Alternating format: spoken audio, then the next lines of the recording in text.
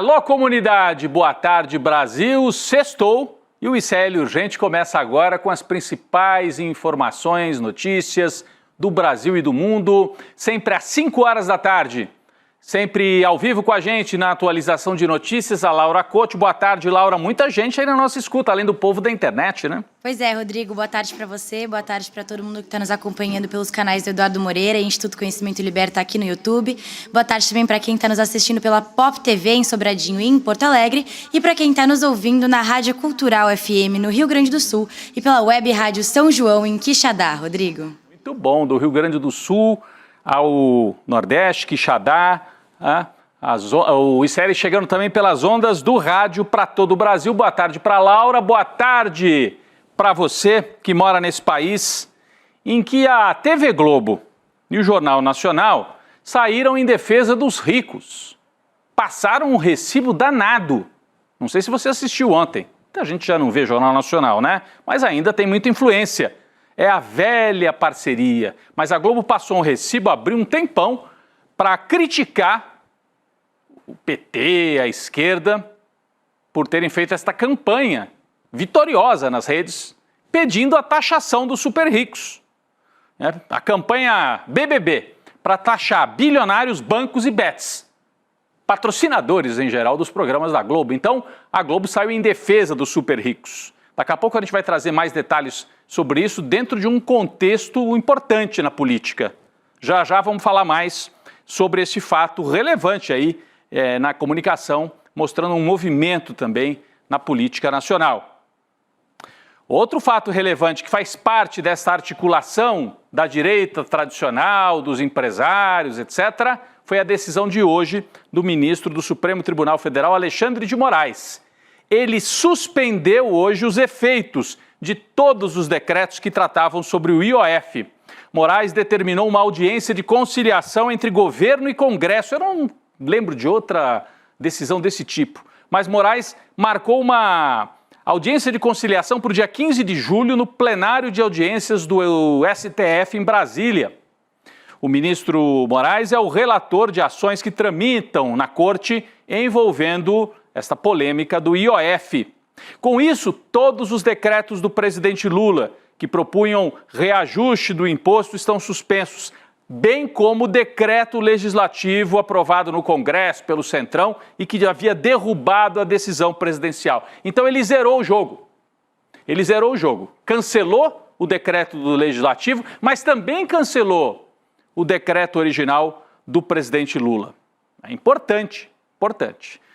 Algumas pessoas interpretam assim, é uma não decisão, porque ele cancelou tudo e pediu que eles se conciliem.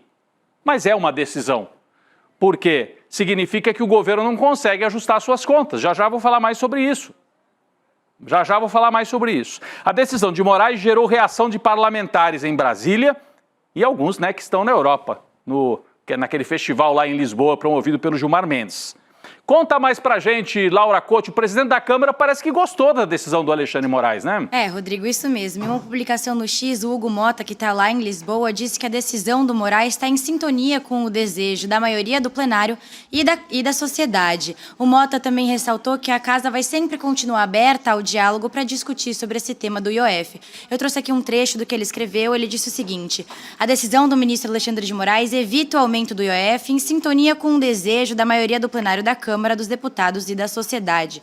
Continuamos abertos ao diálogo institucional com respeito e serenidade, sempre em busca do equilíbrio das contas públicas e do crescimento sustentável da economia. A Advocacia Geral da União seguiu na mesma linha do Hugo Mota e disse que a decisão do Moraes reafirma o compromisso da separação dos poderes, Rodrigo. Pois é, então você, teoricamente, Laura, pelo que você leu aí, quer dizer, Hugo Mota falou bem da decisão, porque disse, está em consonância, com o desejo da sociedade de não ter aumento de imposto, só que não, porque é aumento de imposto para rico. E a AGU disse, tudo bem, ele mantém o compromisso da separação entre os três poderes.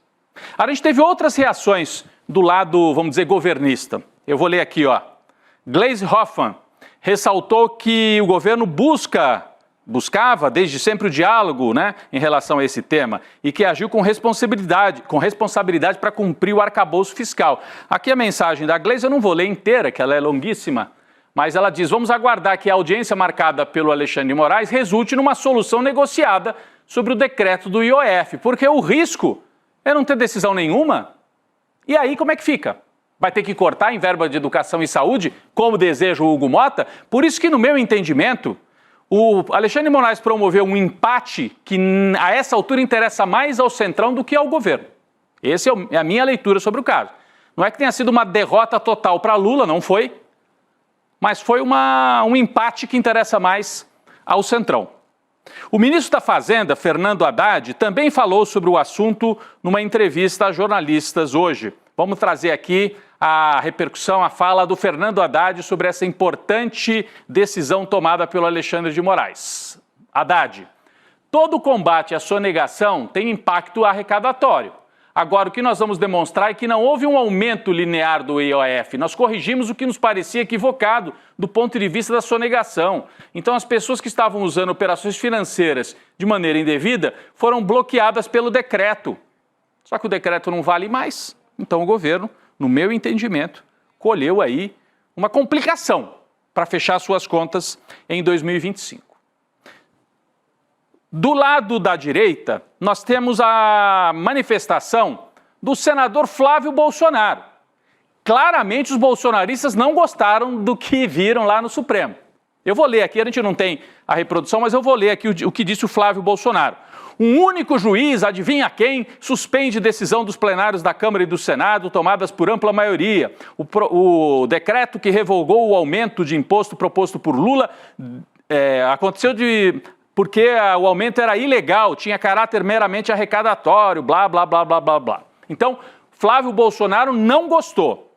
Fica claro que o bolsonarismo foi excluído desse acordão. Aconteceu um acordão lá em Lisboa. Sentaram-se ministros do Supremo, representantes do Centrão, alguns representantes do governo Lula e tomaram a decisão. Interrompa-se esse conflito que está ganhando força nas redes e pode transbordar para as ruas. Já transbordou. Teve até ocupação do Banco Itaú aqui na Faria Lima. Os bolsonaristas não participaram, se sentiram derrotados e alijados por esta decisão do Alexandre de Moraes. E havia um mal-estar grande do lado do Centrão. Então, bolsonaristas alijados por essa decisão. E o Centrão mais satisfeito, porque ele estava apanhando sem parar. A campanha para taxar os super ricos era e é um sucesso, a tal ponto que, como eu disse aqui na abertura do ICL Urgente, a Globo foi obrigada a abrir 6 minutos do Jornal Nacional para uma matéria enviesada, editorializada, em defesa dos super ricos. A gente não pode rodar a matéria aqui, nós temos aqui alguns prints, como a gente chama, né? A captura de tela, assim, quadro parado, a bancada do Jornal Nacional mobilizada para fazer o quê? Para criticar a campanha do PT e da militância de esquerda. Aqui, ó, o Bonner e a Renata leram uma cabeça, como a gente chama, que é assim a introdução da matéria, falando assim, há uma campanha nas redes sociais atacando o Congresso, ricos contra pobres, isso é muito perigoso para o país, blá, blá, blá, blá, blá. Ou seja, é o famoso sentiu Galvão.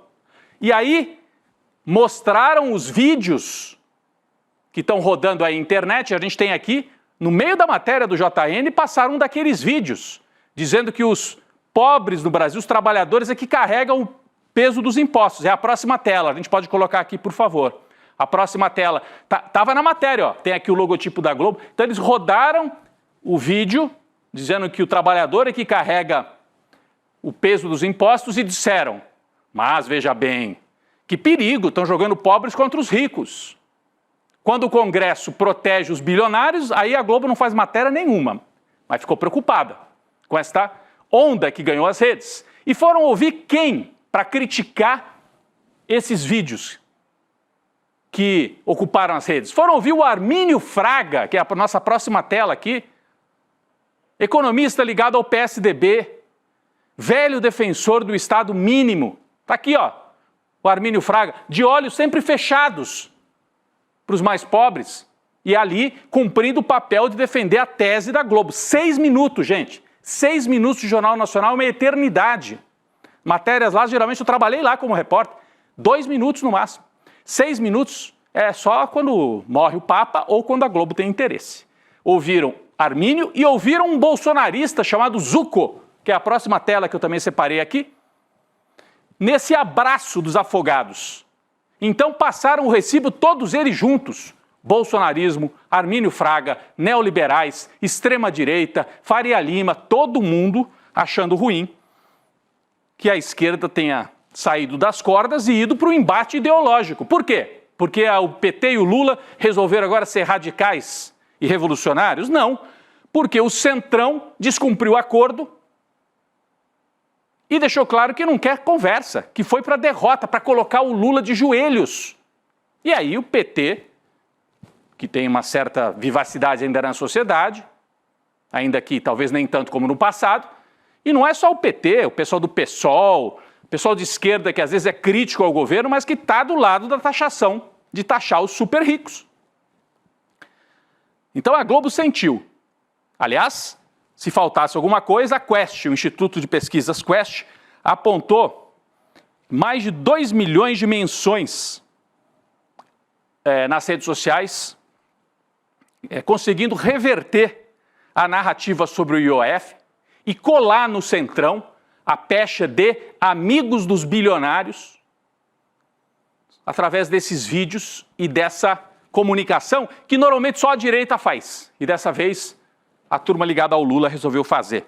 Na avaliação da Quest, a repercussão nas redes sociais fez parlamentares do Congresso Nacional pisarem no freio, né, e perceberem que tinham ido longe demais e pedirem arrego. O Hugo Mota pediu arrego para a Globo. Pediu, me ajuda aí, por favor, estou apanhando demais. Foi isso que aconteceu quando você junta todos esses pontos. Pediu arrego para a Globo e pediu arrego para o Xandão. Xandão, põe um freio aí e vamos conversar de novo. Mas só que o Hugo Mota que tinha descumprido o acordo, que isso fique bem claro. A dúvida que fica, até na nossa equipe aqui no ICL, tem interpretações divergentes. Até que ponto que o PT e lideranças ligadas ao governo Lula participaram desse acordão lá em Lisboa com Alexandre de Moraes para colocar um freio nesta briga? Há quem veja envolvimento do PT, até o AGU, né, advogado-geral da União, está lá, se manifestou a favor desta decisão do Moraes. Já o jornal Valor, que é ligado ao Grupo Globo, diz que o Lula teria ficado aborrecido, a gente tem aqui a manchete do Valor, o Lula teria ficado aborrecido com esta decisão do Alexandre de Moraes. Eu tenho um entendimento de que para o Lula não foi uma derrota completa, adiou-se o conflito, mas não foi boa propriamente a decisão do Alexandre de Moraes. A decisão do Moraes é boa para o Centrão. O Centrão estava apanhando sem parar. Aí vem uma decisão que fala, vamos conversar. E obriga a conversar. Então a decisão do Alexandre de Moraes cria 2 problemas para o Lula. Primeiro, que o buraco no orçamento continua existindo. O Haddad propôs, sobe o IOF para que os ricos paguem a conta. O Xandão fala, cancela tudo. Então voltamos a ter o buraco no orçamento. Como é que vai se pagar essa conta? O risco é, cortem da saúde e da educação. O problema volta para o mesmo lugar onde ele estava um mês atrás. E o segundo ponto, a decisão do Alexandre de Moraes vem no momento em que, como nós acabamos de ver, a polarização das redes, pela primeira vez no Lula 3, é favorável aos setores progressistas e democráticos. Então, é um freio na hora em que, para o Lula, era melhor não frear, era melhor seguir adiante.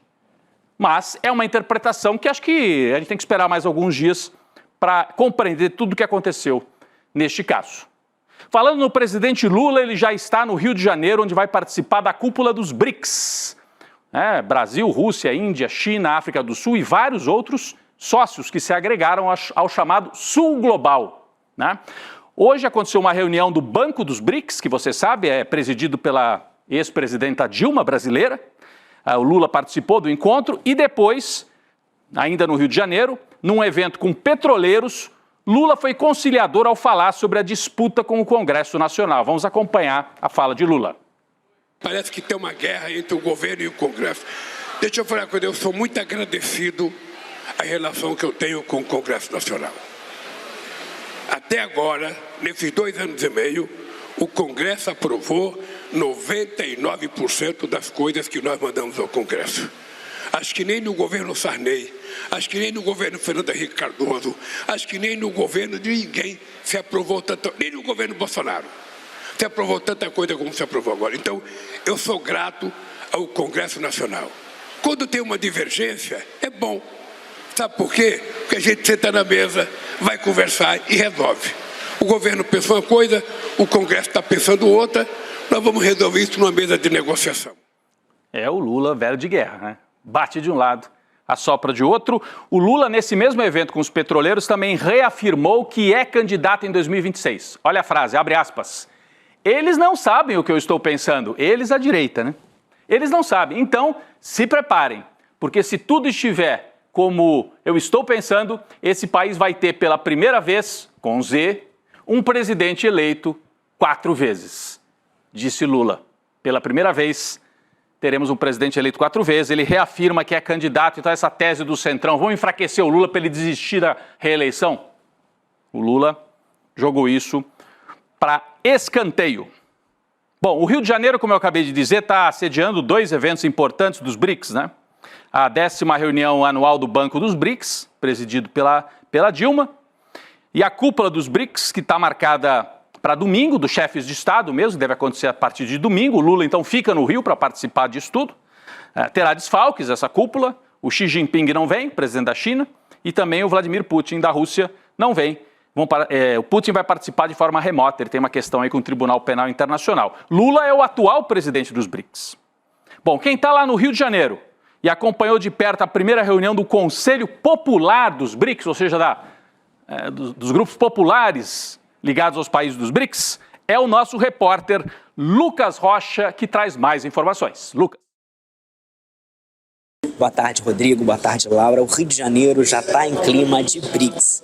Começa nesse domingo a cúpula de líderes do BRICS, que vai reunir representantes dos 11 países que compõem esse bloco para tratar dos assuntos mais urgentes da agenda global. Em um momento de bastante tensão global, de crise do multilateralismo, com Donald Trump promovendo seus arroubos retóricos, promovendo guerras, o BRICS nesse momento se reúne tentando entender, inclusive, o seu próprio papel.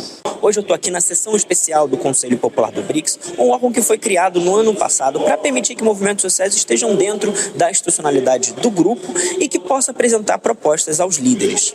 Eu conversei com a Judith Santos, que é uma das integrantes do Brasil nesse conselho, e ela falou sobre a importância dessa construção. Porque nós estamos realizando a primeira reunião, durante a cúpula de líderes, que é uma reunião onde vamos debater propostas do ponto de vista da sociedade civil, dos movimentos populares em especial, para que os líderes então possam negociar e considerar as propostas levantadas pelos movimentos populares. Por ser um evento organizado por movimentos sociais, a pauta doméstica também esteve bastante presente aqui nessa reunião do Conselho Popular. Tanto a deputada Marina do MST quanto o ministro Márcio Macedo, da Secretaria-Geral do governo Lula, responsável pela articulação do governo com movimentos sociais, falaram também sobre o plebiscito popular em entrevista ao ICL. Esse modelo de jornada atual, ele é muito doloroso para a classe trabalhadora, porque você não tem tempo para viver com a sua família, para fazer o seu lazer, para jogar o futebol, para fazer as suas convivências. Então é importante que possa ter tempo para as pessoas viverem. Por isso a importância de todo mundo procurar uma urna e votar pela taxação dos super ricos no Brasil e contra a escala 6x1, que oprime, que mata o conjunto da maioria dos trabalhadores. Esse plebiscito tem sido organizado para pressionar principalmente o Congresso a avançar com pautas importantes, como a taxação dos super ricos e o fim da escala 6x1. O Conselho Popular do BRICS vai até amanhã e já no domingo começa a cúpula de líderes. Rodrigo e Laura.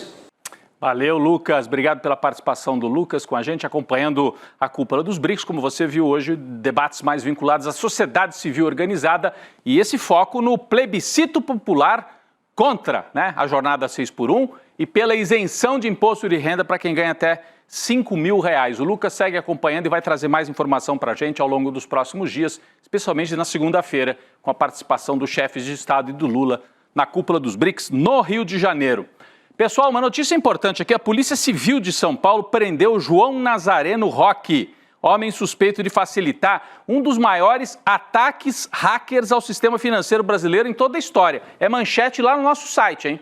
Tá aqui, ó. Se você quiser mais detalhes, tá lá no nosso site. Ele foi preso ontem na Zona Norte de São Paulo. É um outro hacker aí, dessa vez não tem a ver com política, é grana mesmo, hein? O ataque cibernético afetou pelo menos 6 bancos, causando grande alvoroço no mercado. João era funcionário de uma empresa de tecnologia que presta serviços a bancos menores e fintechs, realizando operações financeiras com o Banco Central, entre elas o Pix. O acesso de João Nazareno Roque ao sistema sigiloso permitiu que outros hackers efetuassem o ataque para roubar mesmo. Laura Couto tem mais detalhes. Rodrigo, o desvio de ao menos 500 milhões de reais do sistema financeiro brasileiro aconteceu em menos de 3 horas. Os valores foram desviados por transferências via Pix, no que é considerado pela polícia como o maior golpe sofrido pelas instituições financeiras através da internet. A fraude aconteceu na madrugada do dia 30 de julho. Vale ressaltar que esse valor de 500 milhões de reais é referente a apenas uma das instituições financeiras entre as 6 que foram afetadas, mas o prejuízo estimado é de até 800 milhões de reais, Rodrigo. É isso, então, está entre 500, mas pode chegar a 800 milhões de reais. 30 de junho, né, Laura? Você falou julho, mas foi um ato falho. 30 de junho foi o dia desse grande ataque que provocou esse prejuízo todo. Está preso o João Nazareno. Ele admitiu à polícia que ele vendeu por 15 mil reais a senha que permitiu a invasão do sistema da empresa onde ele trabalha e, com isso, um golpe multimilionário contra o sistema financeiro brasileiro.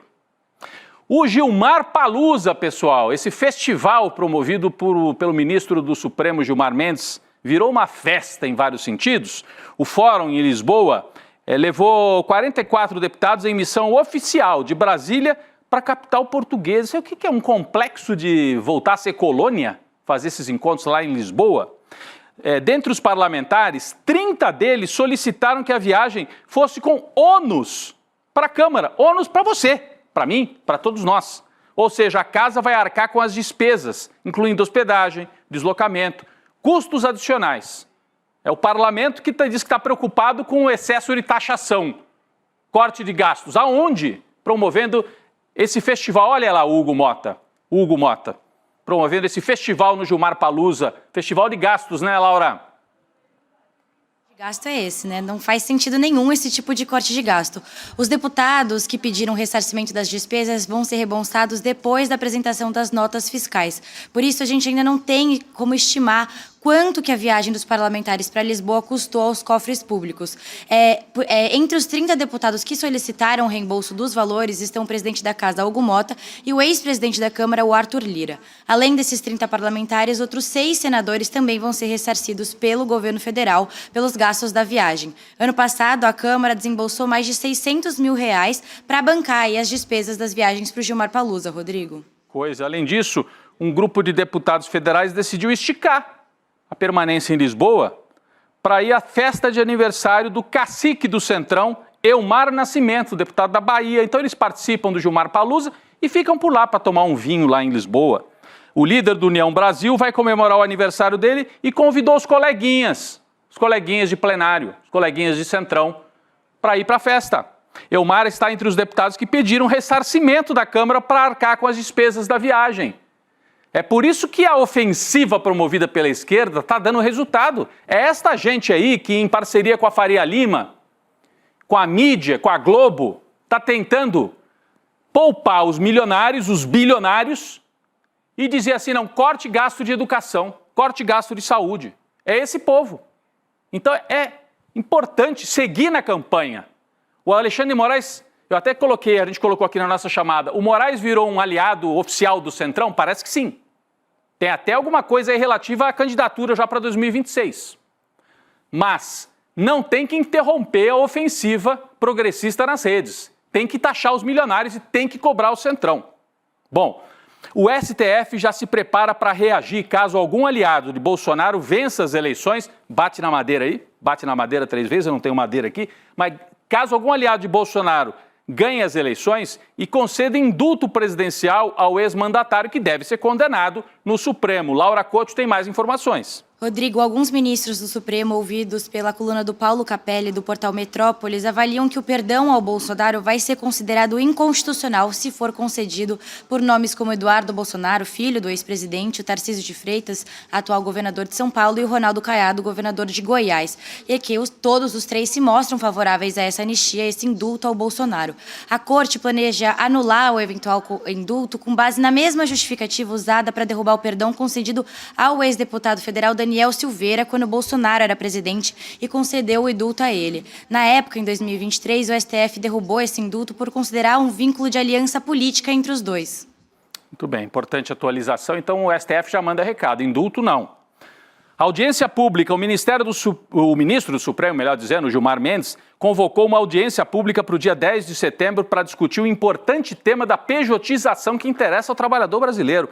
Gilmar justificou que o tema tem relevância econômica e social, já que a pejotização se tornou uma prática comum entre empresas de diversos portes e diversos setores. Em abril deste ano, o ministro suspendeu a tramitação de todos os processos que discutem a pejotização e agora deve haver essa audiência pública que nós vamos acompanhar aqui pelo ICL para debater melhor esse tema. Pejotização, entre outras coisas, atrapalha a previdência social. Quem é pejotizado muitas vezes não colabora com a previdência social e gera um buraco cada vez maior na previdência social.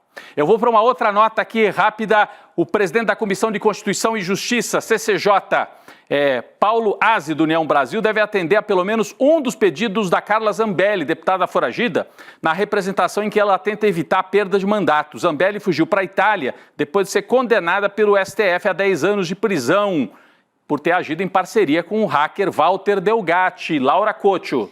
Rodrigo, em entrevista ao Igor Gadelha, do Metrópolis, o Paulo Aze, que é o advogado da Zambelli, disse que não vê impedimento para a deputada se defender da comissão via videoconferência, como já foi feito em outros casos. Esse pedido foi feito pelo advogado dela na última quarta-feira, Rodrigo.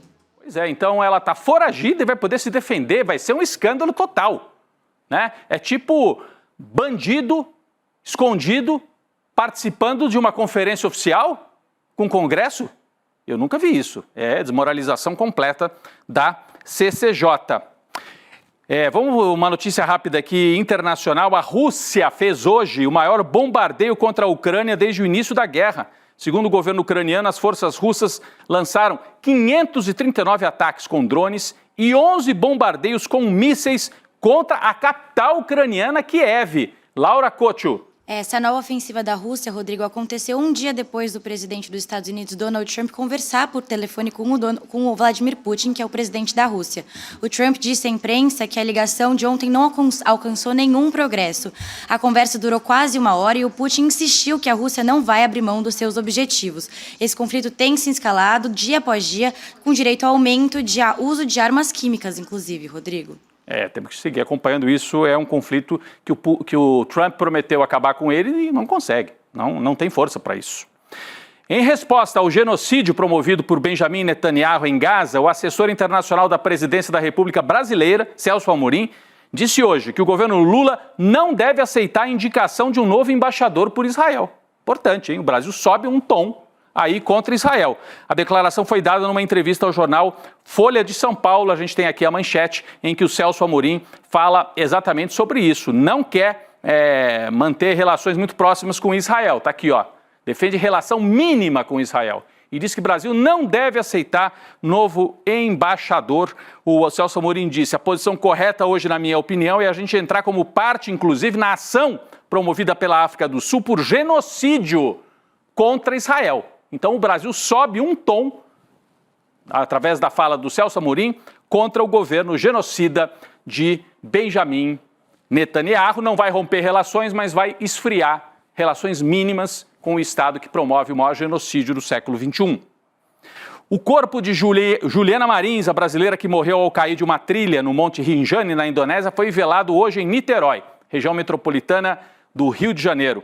A morte da Juliana deve ser um dos temas, inclusive, do encontro entre Lula e o presidente da Indonésia, que virá ao Brasil para participar da cúpula dos BRICS. Depois deve ter um encontro privado não, né? Público, mas um encontro só dos dois, Lula e o presidente da Indonésia, e deve ser um dos temas a morte da Juliana Marins. Triste demais essa história, né?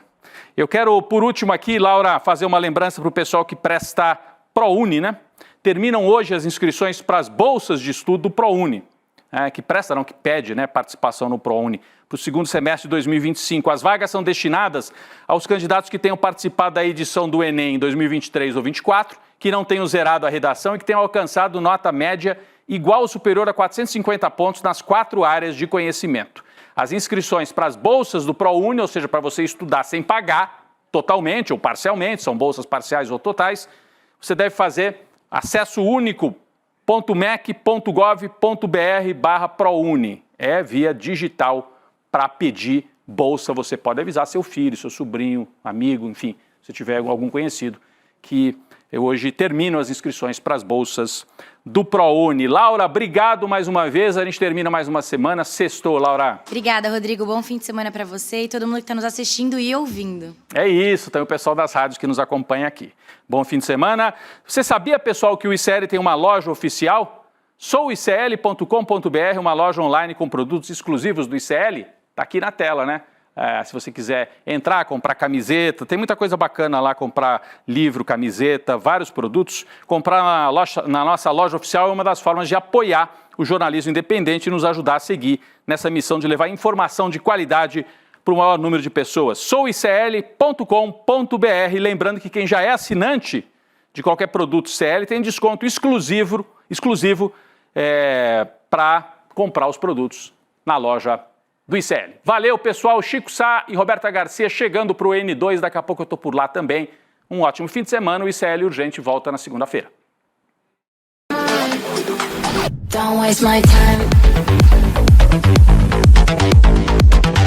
Na loja Sou ICL você encontra camisetas, canecas, mochilas e bonés que carregam ideias.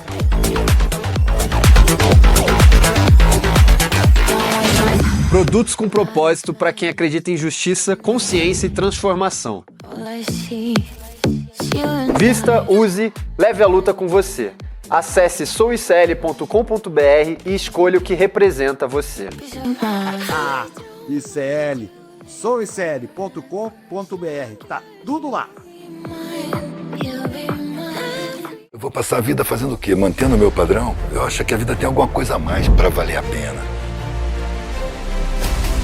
O privilégio da classe média é reproduzir o conhecimento legítimo, as boas universidades, línguas estrangeiras. Filosofia é amizade pela sabedoria ou amor ao saber. O ser humano é um ser de desejo, não tem limites. Aqueles que lutam pela vida lutam por Jesus, ainda que nele não tenham fé. We don't have a sharing of wealth, sharing of power, and sharing of status, even a sharing of dignity, as I said. The events of 1945 led to the establishment of the Doomsday Clock. With the question of capitalism's tendency. Noi produciamo una ricchezza crescente, ma qual è il problema dell'economia? I am the eldest daughter, boxing legend Muhammad Ali.